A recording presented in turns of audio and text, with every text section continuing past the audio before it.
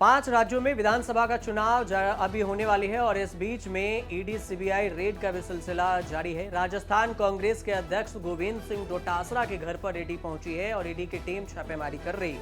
PCC chief के घर पर हो रही इस कार्रवाई के पीछे की वजह राजस्थान का पेपर लीक मामला बताया जा रहा है। उनके परिवार पर दिल्ली और राजस्थान की ईडी टीम एक्शन ले रही है।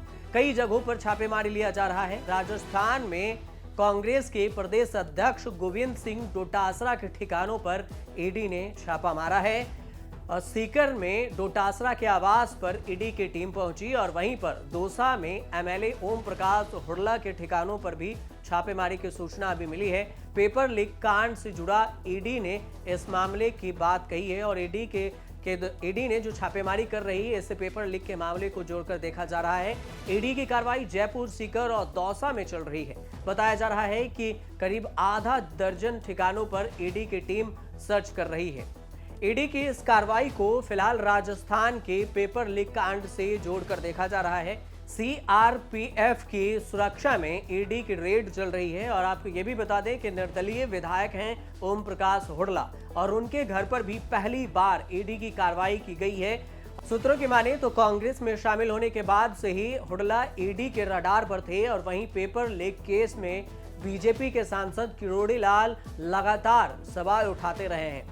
जानकारी के अनुसार से ईडी की टीम गोविंद सिंह डोटासरा समेत उनके रिश्तेदारों के घर पर भी पहुंची है और वहां पर उनके छापेमारी किए जा रहे हैं उनके ठिकानों पर। आज फिर से राजस्थान में ईडी पहुंच चुकी है। आज हमारे प्रदेश अध्यक्ष गोविंद सिंह डोटासरा जी पर कार्रवाई हो रही है। ये एक परंपरा बन गई। अब तक क्या होता था कि जहां चुनाव हो, किसी स्तर का चुनाव हो, मोदी जी पहुंच जाते थे। अब मोदी जी का प्रभाव खत्म, तो अब जहां चुनाव हो, किसी स्तर का चुनाव हो, ईडी जी पहुंच जाते हैं। आरपीएससी पेपर लीक केस का ये मामला है और यहाँ पर ईडी छापेमारी कर रही है। पहली बार पीसीसी चीफ के घर पर ये छापेमारी चल रही है। दिल्ली और इसके अलावा जयपुर और कई ठिकानों जहां उन ईडी को थोड़ी सी भी भनक लगी वहां पर छापेमारी जारी किया गया है और लगातार छापा मारा जा रहा है। आपको ये भी जानकारी दे दें कि कुछ दिन पहले ही उन्होंने ये कहा था, अशोक गहलोत जो राजस्थान के अभी मौजूदा सीएम हैं, उन्होंने ये कहा था कि बीजेपी राजस्थान में हार से घबरा गई है और जिस वजह से वो छापेमारा के सिलसिला भी बढ़ा सकती है, ईडी सीबीआई की कार्रवाई भी बढ़ा सकती है। विपक्ष हमें सुझाव देते था और आप ये कर सकते हो, हम कर देंगे। खाली आप अनगल भ्रमित करो पब्लिक को और इस प्रकार से चुनाव के मौके पर आप ईडी को लेकर डर बताते हो। हम लोग डरने वाले नहीं हैं। ईडी अपना काम करे।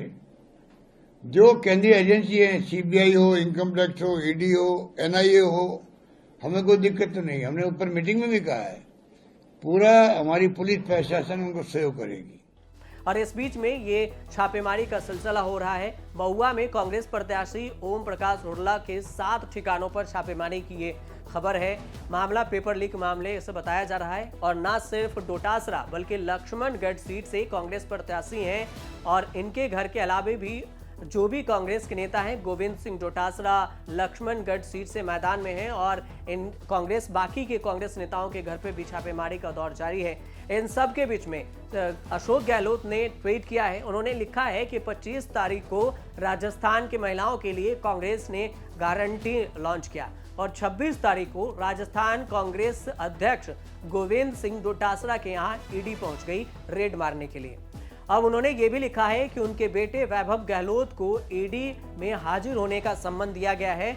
अब आप समझ सकते हैं कि जो मैं कहता आ रहा हूं कि राजस्थान के अंदर ईडी की रोज रेड और रोज बढ़ने वाली है, क्योंकि बीजेपी ये नहीं चाहती कि राजस्थान में महिलाओं को, किसानों को, गरीबों को कांग्रेस द्वारा दी जा रही गारंटियों का लाभ मिल सके और इसी से बीजेपी घबरा गई है और ईडी की छापेमारी बढ़ा दी है।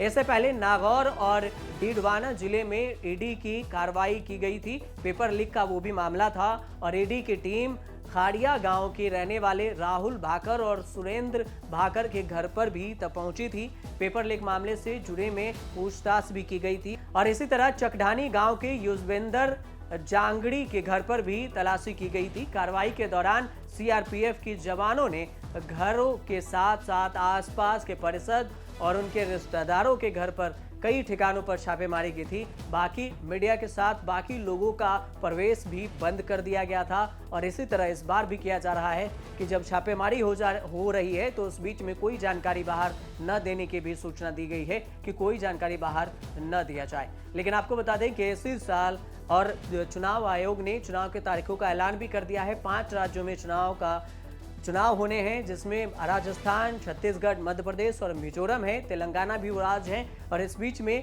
कांग्रेस की सरकार राजस्थान में है और इस बीच ईडी की छापेमारी की कार्रवाई चल रही है। आप देखते रहिए न्यूज़ तक।